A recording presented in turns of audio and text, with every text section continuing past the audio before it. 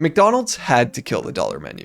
Or at least, that's what they'd tell you. And I know what some of you are thinking, but the word had implies necessity, as in they didn't have a choice.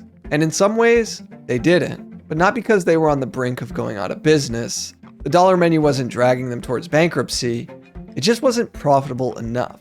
Not for franchisees, not for corporate, and definitely not for Wall Street.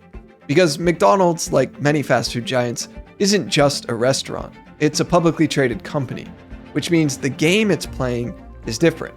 Franchisees might be small business owners trying to make a living, but McDonald's corporate, their job is to keep growing that stock price. And when you've got over 40,000 stores worldwide, the kind of leverage you can hold is quite staggering. Pricing power, real estate dominance, advertising scale, tech infrastructure. McDonald's is built to squeeze more profit out of every possible margin. So when something like the dollar menu starts looking inefficient on a spreadsheet, it doesn't matter how beloved it is. It's been marked for death. But here's the thing. McDonald's has never really been able to let go of it. Over the years, they've quietly rebranded and relaunched it, doing everything they can to preserve the idea without bringing back the actual low prices.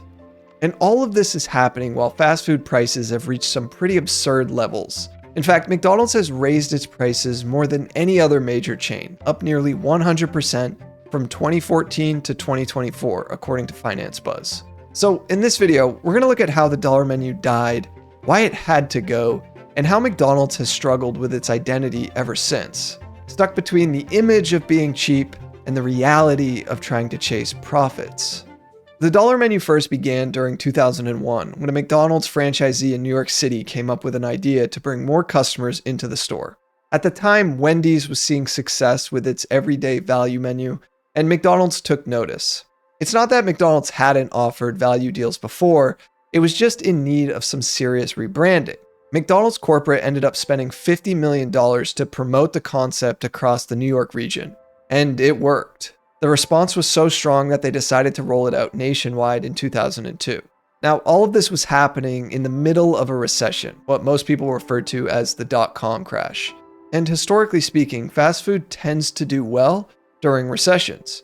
When people pull back on spending, they often end up trading down, skipping the sit-down restaurants in favor of something quicker and cheaper, like McDonald's.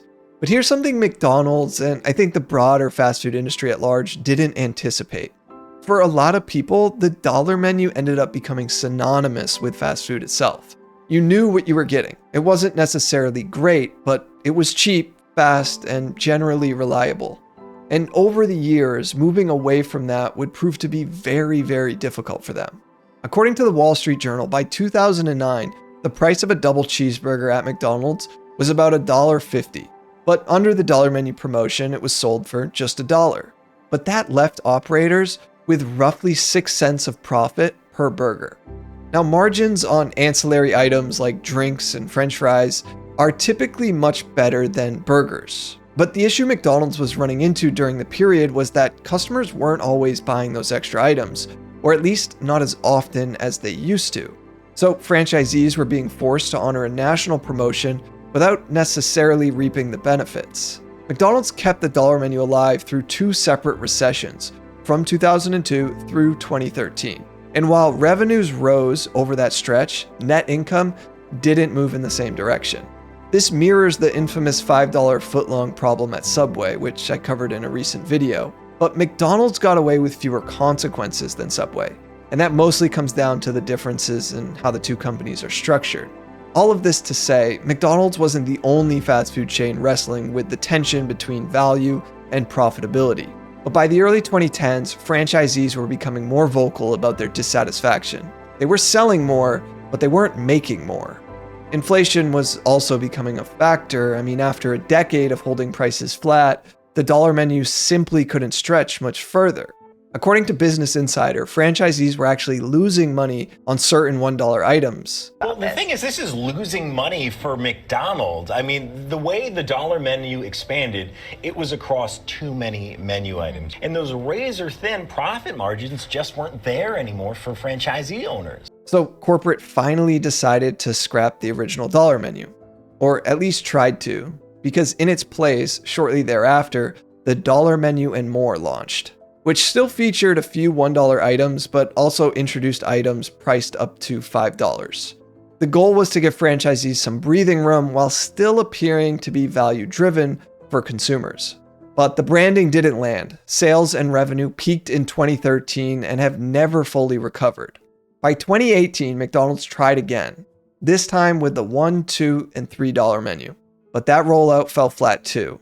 One analyst put it bluntly, "This does drive some traffic, but the message is tired and drives people to trade down rather than explore higher priced options." And I think that gets at the deeper tension here. Even if a deal works for consumers, it can often clash with investor expectations or sometimes franchisees. The incentives don't always align. McDonald's wanted to keep the illusion of value, but not the margins that came with it. Now, I'll admit, while I was researching this video, I was pretty surprised to learn that the dollar menu was largely scrapped all the way back in 2013. Maybe that's just me having no concept of time anymore, but it also speaks to something deeper. McDonald's has never really been able to walk away from that identity. And that's part of why it feels so strange to see McDonald's charging $14 or $15 for meals today. It just doesn't add up. The brand still carries the weight of being cheap, even though the prices say otherwise. But over the last several years, and still up to today, nearly all of their deals are now locked behind their app. Sure, you can find some discounts, but the experience is pretty clunky. And I've covered this in a previous video as well, despite a few McDonald's defenders insisting I just don't know how to use the app. I do, it's just not that great. And it's also not something that I think consumers should have to use in order to just get a deal at a fast food joint. But anyways, in 2025, McDonald's launched what they called the McValue menu, a rebranded attempt to offer something affordable again. McDonald's and fast food had been getting hammered in the news for their affordability issues. And so the most notable offering they launched is the $5 or sometimes $6 meal, depending on where you're located, which includes a McChicken, a small fry, a 4-piece chicken nugget, and a small drink. Now, this was originally rolled out as a 1-month test last summer, but many US locations have kept it, or some variation of it today. But still, not everyone was thrilled, because some franchisees complained early on that the deal wouldn't be profitable, but corporate pushed forward anyway. And this is because national promotions are controlled from the top. Before it arrived in 2024, an independent advocacy group for McDonald's franchisees warned that the deal couldn't last without some corporate investment. They called McDonald's a penny profit business with only 10 to 15% margins and said, quote, "There simply is not enough profit to discount 30% for this model to be sustainable. It necessitates a financial contribution by McDonald's." And here's where things start to feel a little absurd about this McValue menu. A small fry is listed at $3, and a double cheeseburger is listed at $4. But somehow for just $1 more, you can get a full meal with multiple items and a drink. That feels like bait. And I'm not complaining that there is a $5 offering, I want to be clear. But what McDonald's is really offering here isn't necessarily value, it's the illusion of value. The $5 meal is a decoy because it makes everything else on the menu look inflated by comparison. They're offering a way to feel like you're getting a deal even when most of the menu has quietly doubled in price. It's menu psychology, plain and simple. But to understand why these menu games keep happening, you have to understand what McDonald's really is. McDonald's has been actively shrinking its number of corporate-owned stores for over a decade. Today, roughly 93% of McDonald's 41,000 locations are owned by independent franchisees. And that's been done completely by design. McDonald's wants to be in the business of real estate and branding, not food service. They collect rent, licensing fees, and a cut of sales, while franchisees handle the hard part, staffing, operations, and dealing with rising costs. And yet, despite that local ownership, franchisees don't have full control. While they can set some menu prices within certain limits, they can't run or advertise national promotions like a dollar menu on their own. Now, that doesn't mean certain locations can't offer their own promotions, but what it does mean is that there isn't a location out there that could just all of a sudden reintroduce a dollar menu. But this is really a one-way street because when McDonald's pushes a national deal like the $5 meal, generally franchisees have to fall in line. And now the cracks are starting to show. Because in the first quarter of 2025, McDonald's reported its worst revenue drop since the peak of the pandemic. Stores that had been open at least a year saw their sales fall 3.6%, and visits from low and middle income customers dropped nearly 10%, according to their CEO.